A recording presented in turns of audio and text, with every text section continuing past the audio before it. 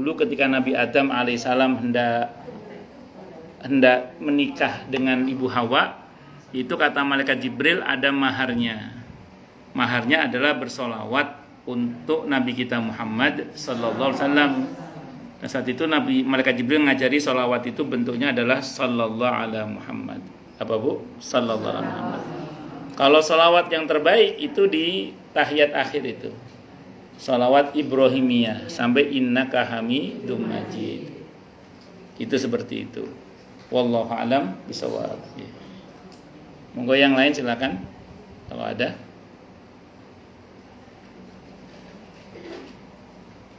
Jadi kalau mau dapat banyak ya sallallahu alaihi Muhammad, sallallahu alaihi Muhammad, sallallahu alaihi Muhammad. Kalau mau ngejar kualitasnya yang salawat Ibrahimiyah itu.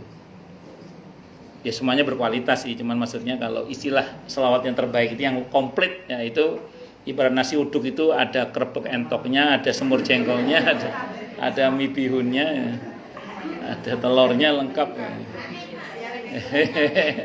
Kenapa? Enggak tahu Bu. Saya senang. Ada itu di Kayu Tinggi Bu, kerebek entok itu ada. Itu nasi uduk Qiyamul Lail namanya. Di Kayu Tinggi.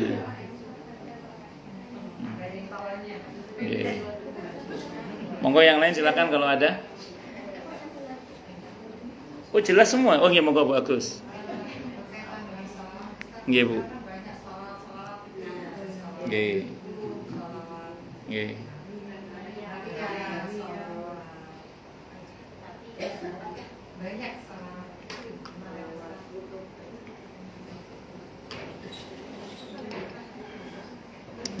Jenengan kalau membaca sholawat seperti tadi yang Ibu sebutkan tadi itu, ada baiknya kalau jenengan baca terjemahnya. Kalau jangan mantep dengan terjemahnya baca tidak ada masalah. Nanti saya terangkan dalilnya ya. Kemudian yang kedua, kalau jenengan ragu ya cari sholawat yang lain yang Ibu tidak ragu-ragu. Cuman yang tadi saya sebutkan itu sholawat sallallahu alaihi Muhammad, sholawat Jibril, sama sholawat Ibrahimiyah itu kan sholawat yang steril lah kalau bahasa saya. Nampak Bu? Ya lengkap itu. Nah jadi kalau jenengan mau baca sholawat yang lain, selama Ibu serap dengan maknanya dalam timbangan ilmu yang Ibu pahami nggak ada masalah, nih monggo dibaca mawon. Nah, mana dalilnya Ustadz bahwa kita boleh membaca bentuk sholawat yang dikreasi oleh para ulama-ulama kita itu? Begini Bu, dalam kitab sirah itu atau dalam kitab tarikh, di masa Nabi itu sudah ada beberapa sahabat itu yang merangkai kata-kata pujian dan sholawat untuk Nabi kita Muhammad SAW. Bahkan Nabi dulu punya penyair-penyair yang khusus untuk memuji Nabi guna membantah syair-syair yang menghina Nabi kita Muhammad SAW. Berarti boleh nggak itu?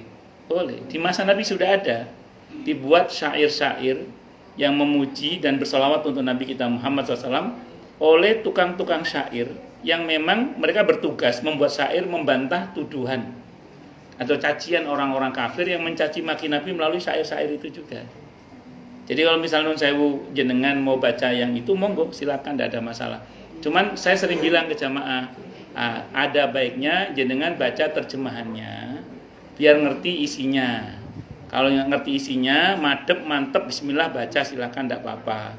Dan jenengan ragu-ragu, aku kok dia, yes sholawat yang lain aja yang Ibu merasa srek. Nah, teman pesan saya tadi itu aja, mana yang jenengan srek, bismillah monggo dibaca. Dan itu nggak ada masalah, karena saya ulang, di masa Nabi Muhammad SAW dan Nabi justru memerintahkan mereka untuk membuat syair dan pujian serta sholawat untuk beliau guna untuk membantah. Tugasnya untuk membantah. Dulu tuh ada orang-orang kafir yang tugasnya buat syair menghina Nabi SAW. Itu syair dibalas dengan syair, gitulah. Nah, dan di masa Nabi sudah ada dan Nabi tidak melarang. Berarti boleh, tidak ada masalah. Wallahu a'lam bishawab. Ada lagi yang lain mungkin? Monggo. Kalau Allahumma tadi bahasa Allah apa? Monggo. Terus? Bu, tidak ada masalah. Kan saya bilang yang terpendek sallallahu alaihi Muhammad. Yang terpendek. Kalau yang paling bagus kan salat Ibrahimiyah. Ibu tambahkan Allahumma sholli ala Muhammad wa ala ali Muhammad, atau pakai Sayyidina Allahumma sholli ala Sayyidina Muhammad wa ala ali Sayyidina Muhammad, tidak ada masalah. Tidak ada masalah. Malah ada ulama yang mengatakan begini, kalau bersolawat itu tambahkan dengan keluarga Nabi wa ali Sayyidina Muhammad atau ali Muhammad, terserah jenengan lah, pakai Sayyidina atau nggak pakai Sayyidina terserah. Yang salah yang nggak sholat pokoknya. Terus masing-masing punya dalil soalnya kan. Nah, saya mau sampaikan gini aja Bu. Ketika ibu nggak pakai kata keluarga Nabi Muhammad SAW juga yang dalam daftar salawat itu, ada ulama yang mengatakan batro, salawatnya batro. Batro itu salawatnya mandul. Jadi salawat itu kalau nggak disertakan keluarga Nabi di dalamnya, salawatnya batro mandul. Mandul itu kalau bahasa kita kurang nendang, kurang efek gitu loh, kurang membuahkan hasil gitu. Jadi kalau ingin membuahkan hasil, justru memang sebaiknya sholawat itu menggunakan wa ala ali Sayyidina Muhammad atau wa ala ali Muhammad. Terserah jenengan Rasul yang mana. Itu ya. Nah, namun sallallahu alaihi Muhammad itu cukup juga, nggak ada masalah. Saya cerita dikit lah. Kalau jenengan pernah dengar ijazah Kiai Mahrus Ali Lirboyo rahimahullah. Itu beliau kalau ngijazah para santri untuk mudah rizki itu, sholawatnya sholawat Jibril itu sallallahu alaihi Muhammad, sallallahu alaihi Muhammad, sallallahu alaihi Muhammad 1000 kali. 1000 kali sallallahu alaihi Muhammad, sallallahu alaihi Muhammad. Jangan usah fokus 1000-nya, yang penting jangan sungguh-sungguh aja bacanya. Itu kan kadang kita di terakhir kita tambah sallallahu alaihi Muhammad wa ala alihi wa sahbihi wasallam. Yang terakhir sebelum kita tutup itu lebih bagus daripada tanpa wa ala alihi wasallam. Tapi enggak harus di setiap salawat itu kita begitu. Paling enggak di akhirnya lah. Bisa kita baca misalnya 1000 kali itu ya. Begitu yang ke-1000 sallallahu alaihi Muhammad wa ala alihi washabbihi wasallam. Itu Kiai Mahrus Ali itu Allah yarham, beliau itu di pesantren Lirboyo Kediri itu hampir pembangunan pondok enggak pernah berhenti, bangun terus. Kata Kiai Mahrus satu saat cerita kepada seorang kiai yang cerita ke saya. Beliau bilang satu gedung ini 700.000. Kata kiai yang diceritai itu 700.000 murah banget ya. 700.000 sholawat maksudnya. 700 gedung itu 700.000 sholawat. 700.000 sholawat. Sholawat itu, sholawat kalau beliau yang dipakai seringnya sholat Jibril sallallahu alaihi Muhammad, sallallahu alaihi Muhammad. Karena kan itu pendek dan bisa banyak itu kita dapatnya sallallahu alaihi Muhammad. Kalau kiai saya sendiri yang di Dresmo Surabaya itu ketika bangun rumah, beliau cerita sama saya langsung itu. Saya selama bangun rumah sampai selesai, alhamdulillah, masya Allah, saya nggak berhenti baca sholawat barokah. Allahumma sholli wa sallim wa barik, ada kata wa barik ala Sayyidina Muhammad. Itu sholawat barokah. Allahumma sholli wa sallim wa barik ala Sayyidina Muhammad. Jadinya barokah itu. Ya kan gini, nah, bagus. Ya bagus. Saya mau terangkan dulu, bagus, menarik. Mengenai salawatnya tadi ya sudah saya bahas ya. Sekarang mengenai keutamaan salawatnya. Dalam kitab Riyadhus Shalihin yang saya sebutkan tadi itu, Bu. Yang hadisnya ini hadis Hasan dari Ubay bin Ka'ab radhiyallahu anhu. Satu saat Ubay bin Ka'ab radhiyallahu anhu nanya ke Nabi kita Muhammad SAW, ya Allah, apa yang harus lakukan terkait dengan berselawat kepadamu di dalam doa saya. Jadi bagaimana cara saya bersolawat terkait dengan solawat di dalam doa saya itu bagaimana? Itu beliau nanya gitulah kurang lebih itu. Nah terus kata Nabi, masyita terserah kamu. Mau berapa banyak kamu bersolawat terserah kamu. Kata beliau, kalau 1/4 dari doa saya bersolawat kepadamu bagaimana ya Rasulullah? Kata Nabi, masyita terserah kamu. Tapi lau wa in zitta khairul lak. Tapi kalau kamu tambah tentu lebih baik. Wa in zitta khairun, tentu akan lebih baik. Terus bagaimana kalau separuh ya Rasulullah itu berselawat kepadamu? Kata Nabi, bagus kata Nabi. Tapi kalau kamu tambah tentu lebih baik untukmu. Kalau 2/3 ya Rasulullah. Jadi dalam doa itu selawatnya 2/3. Kata Nabi, bagus, tidak apa-apa, terserah kamu, kata Nabi okamakal. Tapi kalau kamu tambah tentu lebih baik lagi bagimu. Terakhir beliau mengatakan, ya Rasulullah, bagaimana kalau seluruh doa saya hanya berselawat kepadamu? Begitu ngomong gitu, apa kata Nabi? Idan, kalau begitu, ada beberapa riwayat, diantaranya ini saya gabung jadi riwayatnya Ukamakal. Idan, kalau begitu, tuqdo hajatuk, hajatmu akan dipenuhi.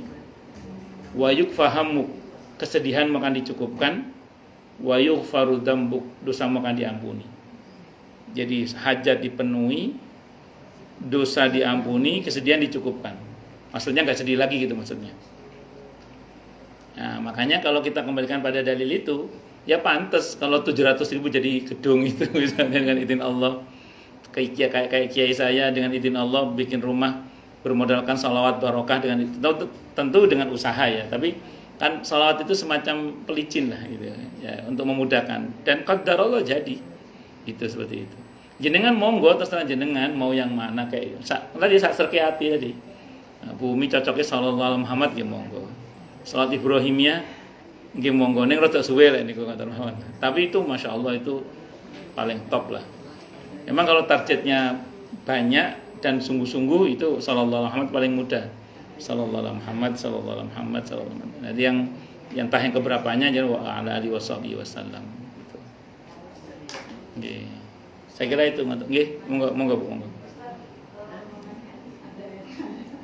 Kalau Maulid Nabi itu pertama kali yang merayakan siapa saja? Sampun. Terlepas dari perdebatan yang ada ya, saya seringkali gini, saya pakai teorinya guru saya aja. Kamu kalau bingung pakai ke dasarnya aja lah. Nah, saya mau kembalikan ke dasarnya dari segi bahasa. Maulid itu artinya apa? Kelahiran Nabi kita Muhammad SAW. Pertanyaannya gini, kelahiran Nabi itu sudah terjadi di masa Nabi atau belum? Ya sudah lah. Kan kelahiran Nabi Muhammad SAW, berarti itu terjadi di masa Nabi Muhammad SAW. Kan di dekat Masjidil Haram ada Maulid Nabi yang jadi perpustakaan. Itu rumah di mana Nabi dilahirkan, namanya Maulid Nabi. Berarti Maulid Nabi itu, istilah Maulid Nabi itu sudah ada di masa Nabi kita Muhammad SAW. Karena Maulid Nabi secara bahasa kelahiran Nabi Muhammad SAW. Satu dulu. Kedua, berbahagia dengan kelahiran Nabi Muhammad SAW dan bersedekah bahkan pada hari kelahiran Nabi kita Muhammad SAW itu di masa Nabi terjadi sudah apa atau belum? Sudah terjadi. Jadi berbahagia dengan kelahiran Nabi Muhammad SAW dan bersedekah di hari kelahiran Nabi kita Muhammad SAW itu sudah terjadi. Mana dalilnya? Hadisnya Sahih Bukhari. Ketika sahabat Abbas mimpi ketemu Abu Lahab yang sudah mati. Abu Lahab ini tanya, yang mimpi sahabat Abbas, Abu Lahab, bagaimana kabar kamu setelah mati? Kata Abu Lahab, ini mafhum riwayat ya, habis saya diadab udah, kecuali hari Senin. Nah, bebas saya adab hari Senin atau diringankan adab setiap hari Senin. Kenapa? Karena pada hari Senin itu aku pernah berbahagia dengan kelahiran keponakanku Muhammad. Nah, dalam sirah kita lihat ketika Nabi kita Muhammad SAW lahir itu, Abu Lahab itu seweneng. Saking sewenengnya sampai budak yang memberitakan itu dibebaskan. Dia sedekah motong kambing itu, Abu Lahab itu. Saking senengnya. Kata para pensarah hadis, bukan kata saya, kata pensarah hadis. Kalau orang kafir saja diringankan siksanya oleh Allah gara-gara bergembira dan berbahagia dengan kelahiran Nabi kita Muhammad SAW, apalagi kita orang yang beriman. Itu kata siapa? Kata para ulama. Nah, memang tentang hadis ini ada perdebatan antara para ulama. Ulama yang menolak mengatakan begini, itu mimpinya orang kafir. Karena sahabat Abbas saat itu masih belum masuk Islam, menurut ulama yang menentang. Mimpinya orang kafir tidak bisa dipakai sebagai dalil. Padahal itu ada dalam Sahih Bukhari ya. Maka dijawab oleh para ulama yang lain. Ya, itu di surah Yusuf, raja yang mimpinya dibenarkan oleh Al-Quran bahkan, itu mimpinya raja yang belum masuk Islam juga.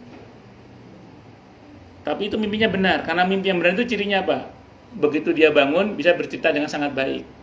Sahabat Abbas bisa bercerita dengan sangat baik tentang mimpi itu. Berarti walaupun andaikan beliau saat itu belum masuk Islam, beliau mimpinya benar. Sebagaimana raja Mesir yang dalam surah Yusuf itu belum masuk Islam mimpinya itu. Dia mimpi dia belum masuk Islam, tapi mimpinya dibenarkan oleh Al-Quran. Termasuk 2 orang yang dipenjara sama Nabi Yusuf. Itu yang satu jahat itu, tukang roti itu. Tapi mimpinya benar. Kenapa? Karena dia bisa menceritakan dengan sangat baik mimpinya itu. Walaupun ada yang mengatakan dia bohong itu yang tukang roti itu. Tapi mimpinya dibenarkan dalam Al-Quran maksudnya gitu. Terlepas dari itu, berarti sahabat Abbas mimpinya adalah mimpi yang benar. Makanya dituangkan dalam Sahih Bukhari. 1. Ada pendapat yang kedua, ketika perang Badar, itu sahabat Abbas masih di pihak kafir Mekah. Nabi berpesan kepada para sahabat yang lain, kalau ketemu paman saya Abbas, jangan bunuh. Coba, dalam perang kan, musuh kan boleh dibunuh. Tapi Nabi wanti-wanti jangan bunuh paman saya Abbas. Kenapa? Sebagian para ahli hadis mengatakan, atau ahli sejarah mengatakan, disinyalir sahabat Abbas sudah masuk Islam. Cuma beliau berada di dalam kekuatan orang kafir untuk memata-matai kekuatan orang kafir. Bisa dipahami maksudnya ya? Nah itu, makanya terlepas dari itu, kalau ibu nanya ke saya misalnya, apakah bergembira dengan kelahiran Nabi kita Muhammad dan bersedekah atau terserahlah Anda mau berbuat apa yang baik, yang penting Allah ridho ya. Itu prinsipnya adalah merupakan sesuatu yang bukan hal yang baru. Itu hal yang sudah terjadi di masa Nabi kita Muhammad SAW. Di samping dalam hadis Sahih Muslim, Sahih hadisnya itu Nabi ketika ditanya, kenapa Anda kok puasa di hari Senin kan? Beliau mengatakan itu hari di mana aku dilahirkan. Dan itu hadisnya Sahih Muslim itu. Ya, jadi jelas. Dan dalam Al-Quran nyata-nyata Allah mengucapkan selamat kepada kelahiran Nabi Isa dan Nabi Yahya. Salamun alayya yauma wulidtu wa yauma amutu wa yauma ub'atsu hayya. Ya kalau kepada Nabi Yahya dan Nabi Isa saja Allah berkata selamat, apalagi kepada Nabi kita Muhammad SAW. Maka berbahagia dengan kelahiran Nabi kita Muhammad SAW itu adalah sesuatu yang sepatutnya kita lakukan. Hanya caranya itu kan masing-masing orang beda-beda. Jadi nggak harus sebagaimana yang kebanyakan orang, atau nggak harus juga sebagaimana sebagian orang. Monggo jangan pilih mawon. Aku pengen ekspresikan cintaku, kebahagiaanku dengan banyak bersalawat. Monggo silakan. Aku pengen meneladani Nabi dalam hal sedekah. Monggo. Aku gak ada duit, misalnya untuk naudzubillah misalnya, aku tak banyak puasa saja. Monggo silakan.